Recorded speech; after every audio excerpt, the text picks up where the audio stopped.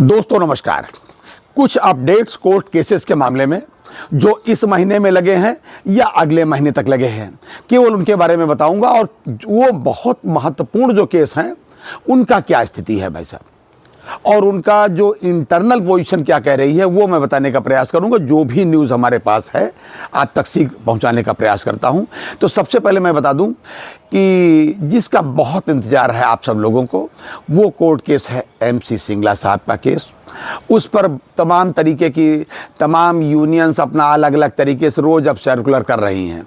जब से पिछली बार वो कोर्ट ने सुन लिया और ये निर्देश कुछ दे दिए दोनों पार्टीज़ को कि ये डिटेल हमको दीजिए अगली डेट में, तब से तमाम यूनियन बड़ी रुचि लेकर के उसको पेश कर रही हैं। चलिए किसी वजह से ही उनको कुछ रुचि तो हुई जी, लेकिन कुछ ऐसे व्यक्ति हैं जिन पर कोई जू नहीं रेंग रही, पता नहीं वो दुखी हैं क्या हैं। मैं किसी का नाम नहीं लेता और CHV का तो मैं नाम लूँगा ही नहीं भाई साहब, बिल्कुल। मैं उनका नाम क्यों लूँ भाई। खैर, तो मैं सबसे पहले आपको बता दूं कि इस महीने में सबसे पहले जो केस लगा है वो 16 तारीख को लगा है, 16 फरवरी को। वो है एक RRB का केस जिसको देख रहे हैं C राजा रेड्डी, उसके पिटिशनर हैं, RRB के हैं। तो ये मामला उनका पेंशन अपडेशन का मामला था, माफ़ कीजिएगा अपडेशन करने था, उनकी तो पेंशन का ही मामला था। उनको पेंशन 18 से मिली, वो 93 से मांग रहे थे, वो सब मिल गई, उनका एरियर भी मिल गया। मतलब कुल मिला के यूँ समझ लीजिए कि 98% उसमें से वो पा चुके हैं और 2% केवल मामला उनका बचा है कि साहब 1993 से जो चीज़ मिलनी थी वो एरियर जा कर के आपने 2024 और थोड़ा बहुत 25 में दिया है, तो उसका ब्याज कौन देगा। इस तरीके की कुछ चीज़ें बची, बहुत ज़्यादा इशूज़ उसमें नहीं बचे हैं। यानी कुल कह सकते हैं कि RRB ने वो केस पूरी तरीके से जीत लिया है। वो कंटेम्प्ट पिटीशन थी, ये 16 तारीख की। और उसके ठीक 2 दिन बाद यानी कि 18 तारीख को सबसे महत्वपूर्ण केस जो हमारे लिए, आपके लिए और सारी इंडस्ट्रीज़ के लिए, बैंकिंग इंडस्ट्रीज़ के लिए सबसे महत्वपूर्ण केस है, वो है MC सिंगला साहब का केस। पिछली डेट में, जी हाँ, पिछली डेट में आदेश हो गया था, बिल्कुल सुप्रीम कोर्ट का आदेश हो गया था कि भाई साहब फला तारीख को यानी कि 18 तारीख को रखिए और ये चीज़ें हमको डिटेल में दीजिए।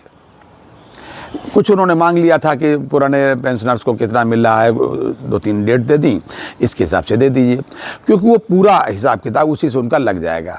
है क्या मामला उसमें, मेन बात मैं आपको ये बता दूं, इन प्रिंसिपल कोर्ट ने ये मान लिया है, अपने मन में बैठा लिया है, जैसा कि वहाँ के लोगों ने बताया कि जो भी लोग उपलब्ध थे कोर्ट में, जजेस की मतलब चेहरे पर दिखने लगता है कि साहब उनकी समझ में आ गया है पूरी तरीके से।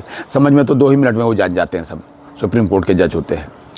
हम लोग जिस चीज़ को बहुत महत्वपूर्ण समझ रहे थे, बहुत बढ़िया समझ रहे थे, हालांकि उस स्थिति है भी अच्छी कि वो पेंशन फंड हमारा पेंशन फंड है, इसलिए कोई चिंता की बात नहीं। ये बात बिल्कुल सही है कि पर्याप्त पेंशन फंड है, उसके ब्याज के एक छोटे से पोर्शन मात्र से ही पेंशन अपडेशन भी हो जाएगा और हमेशा चलता रहेगा, ये अलग बात है। लेकिन कोर्ट को इससे कोई लेना देना नहीं। हम लोगों ने बात बताई, लेकिन कोर्ट जैसे बताई, हमने पिछली वीडियो मैंने आपको बताया था कि दूसरे वाले वकील साहब, इधर वाले रिस्पोंडेंट के वकील साहब ने तुरंत उस पर अपना कुछ बोलना शुरू कर दिया पेंशन फंड की क्वांटम के ऊपर। तुरंत ही जज साहब ने उधर कहा, नहीं ये छोड़िए, आप ही बताइए कि नियमानुसार आप दे रहे हैं, DA के अलावा क्या दे रहे हैं आप बताइए। जब ये बात बताई गई कि फलां सन का रिटायरीज़ का जो GM और DGM और AGM ये लोग जो हैं, आज के क्लर्क के जो पेंशन पा रहा है, आज जो रिटायर होने वाला उससे बहुत कम पा रहे हैं, तब उन्होंने कुछ डिटेल ये मांग लिया। मैंने आपको पिछली वीडियो में बताया था, आज फिर उसी बात को रिपीट कर रहा हूँ। क्यों रिपीट कर रहा हूँ, सिर्फ इस वजह से रिपीट कर रहा हूँ कि अब कोर्ट ने ये मान लिया है कि आपके हमको फंड से कोई लेना देना नहीं है। बहुत अच्छी बात है, ये बहुत अच्छी बात है, लेकिन फंड्स अगर ना होता तो क्या पेंशन ना देते। जब आपके नियमों में ये लिखा हुआ है, 35A में लिखा हुआ है, 56 में लिखा हुआ है, बाद में रिवाइज जो हुआ है अपेंडिक्स में इसके लिखा हुआ है, सब चीज़ जब है, आप देंगे क्यों नहीं भाई साहब। खाली कह देंगे साहब नहीं है, या इसको लिंगारान करेंगे। तो कोर्ट ने ये मान लिया है कि आपके फंड से इसका ज़्यादा लेना देना नहीं है, सीधा सीधा ये है कि नियमों में है तो आपको देना है। ये तो सीधी सी बात होगी। अब केवल इसी पर सारा डिटेल है और 18 तारीख ही होगा। मुझे बहुत ही उम्मीद तो नहीं है कि 18 तारीख को ऑर्डर हो जाएगा, लेकिन इतना मैं मान लेता हूँ कि हो सकता है कि कोर्ट डिसाइड कर ले और ऑर्डर रिजर्व कर ले, या फिर एक आध पेशी और हो मुश्किल से। जैसा मैंने बताया था 2026 खाली नहीं जाएगा, बिल्कुल भाई साहब खाली नहीं जाएगा 2026 में आपको एरियर मिलेगा और आप इसको खूब खर्चा करेंगे, वो भी अपने ऊपर। इसके बाद 23 तारीख को एक केस ये है भाई साहब, अरे केरला हाई कोर्ट में जो जीएसटी का मामला लगा हुआ उसका हियरिंग है, जिस पर अभी पिछली बार कोर्ट ने स्टे दे दिया था कि जो इंश्योरेंस का प्रीमियम है इस पर जीएसटी। ये कोई बड़ा केस मामला नहीं, लेकिन जो है सो मैंने कहा अपडेट कर दूंगा। लेकिन एक अन्य केस भाई साहब मैं आपको बता दूं, सबसे महत्वपूर्ण केस, एक महत्वपूर्ण इस वजह से हो गया है क्योंकि इस पर कहीं अभी तक किसी का ध्यान नहीं गया, और पहला केस है मैं जो बताने जा रहा हूं आपको। पहला केस भाई साहब यह है कि आप जानते हैं जब कभी भी सीपीआई इंडेक्स का डिटेल आता है, यानी कि डीए-डीआर का, महंगाई भत्ता का, समझ लीजिए देसी तरीके से महंगाई राहत का, उनके लिए महंगाई भत्ता, रिटायरीज के लिए हमारे आपके लिए महंगाई राहत डीआर। तो हमको आपको यानी रिटायरीज को का रिवाइज होता है 6 महीने के बाद, और वर्किंग का रिटायर होता है 3 महीने के बाद। भैया रोटी वो भी खाता है, रोटी हम भी खाते हैं, हम तो उसके साथ दवा भी खाते हैं ज़्यादा, रिटायरीज हैं तो हम थोड़ी दवा भी ज़्यादा खाते हैं। तो हमको 6 महीने बाद हमारा, और उनका 3 महीने बाद, उनका 3 महीने बाद है, अच्छी बात है, होना भी चाहिए, लेकिन हमारा भी होना चाहिए। इस बात को लेकर के 2014 जून के एक रिटायरीज हैं राकेश खरे साहब, उन्होंने इलाहाबाद जो उच्च न्यायालय है उसमें एक रिट पिटीशन फाइल करी हुई है, जिसकी डेट यही 6 तारीख लगी हुई थी भाई साहब, 6 फरवरी में। उसमें फिर अब कुछ तारीख मांग ली रिस्पोंडेंट ने कि साहब हमको कुछ तारीख दे दीजिए रिजॉइंडर और ये सब तमाशा लगाने के लिए। तो वो जो है 3 वीक की उन्होंने डेट मांगी, तो कोर्ट ने उनको डेट दे दी। उसकी अगली डेट 23 मार्च लगी हुई है। ये भी बहुत ही महत्वपूर्ण केस है, और मैं क्यों कह रहा हूं इन सब केस को महत्वपूर्ण, कि एमसी सिंगला साहब का केस हो, सीधी बात बता दूं, इसके एमसी सिंगला साहब किसी यूनियन के क्या नाम अध्यक्ष या महामंत्री नहीं थे, अपने मित्रों के साथ मिलकर लगाया। सी राजा रेड्डी जिन्होंने आरआरबी के केस लगाया, वो भी उन्होंने अपने मित्रों के साथ मिलकर के लगाया, उसको किसी यूनियन ने नहीं लगाया। यूनियनें सब बाद में आई, जब आपका काम बनने लगता है तब सब आते हैं। ऐसे ही सिंगला साहब के मामले में जी यही बातें सब जगह होती है, मतलब इंडिविजुअल ही आगे बढ़ता है। तो और इंडिविजुअल हमारा तो सबसे आगे है भैया, कोई मतलब ऐसा नहीं है जो इसके बारे में बार बार ना पूछता हो, और एसोसिएशंस को और जो लोग इसके देख रहे हैं केस को, एमसी सिंगला साहब का केस को, इसको प्रत्येक व्यक्ति मेरे से जिससे बात होती है, मुझे जो फ़ोन करता है, मुझे जो कमेंट करता है, और इसके अतिरिक्त तमाम लोग मुझे फ़ोन करके कहते हैं, व्यक्तिगत रूप से भी कहते हैं कि भाई साहब इसमें किसी फंड की ज़रूरत हो आप उनसे पूछ लीजिए। एमसी सिंगला साहब के केस को जो लोग देख रहे हैं, तो हम लोग उनको कोऑपरेट करने के लिए पूरी तरीके से तैयार हैं, पूरी तरीके से आर्थिक मदद करने के लिए तैयार है। ऊपर वाले से तो मना ही रहे हैं।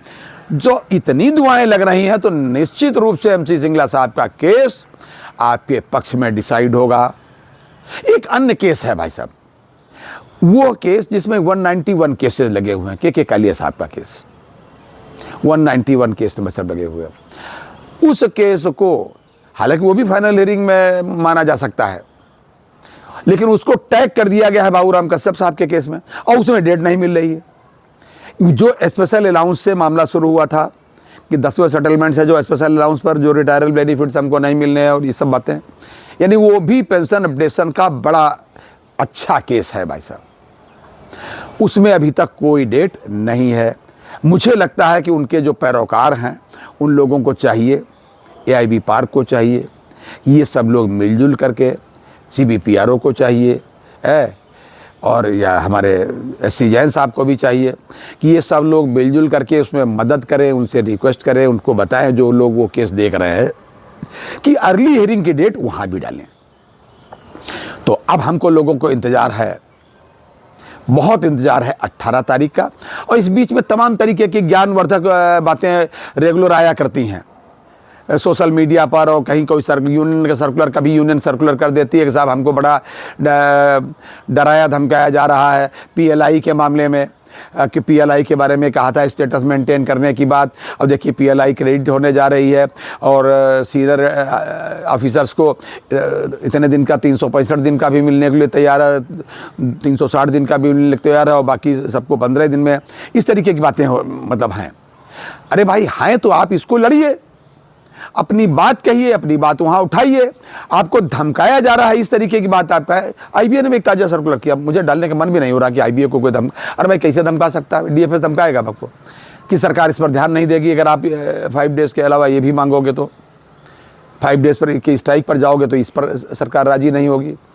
सरकार है, आईबीए न सरकार है, और जो है सो है, भगवान जाने क्या है। मैं आपसे केवल ये बता दूं कि फिलहाल एमसी सिंगला केस पर पूरा फोकस करिए, उनके मामले में ईश्वर से प्रार्थना करिए और इन लोगों का मॉरल समर्थन करते रहिए अपने कमेंट्स के माध्यम, क्योंकि वो वीडियो हमेशा जाते हैं, सबके पास वीडियो पहुंचता है, सब लोग इसको देखते हैं और लोग देखते हैं कि हमारे पास में हमारे पेंशनर साथियों का, रिटायरी साथियों का कितना समर्थन है। इसलिए उनका खूब हौसला बढ़ाइए। ये था आज तक का अपडेट। अगली बार फिर किसी अपडेट के साथ मिलते हैं। और किसी क्या, मैं तो सोच रहा हूँ अगला अपडेट 18 तारीख को जो मुझे मिले तो ऐसा मिले कि मैं आपको इतनी बढ़िया गुड न्यूज़ दूँ कि मुझको बताते हुए और वह आपको सुनते हुए अच्छा लगे। तब तक के लिए आप अपनी सेहत का पूरा ध्यान रखिए भाई साहब। जय हिंद, जय भारत, नमस्कार।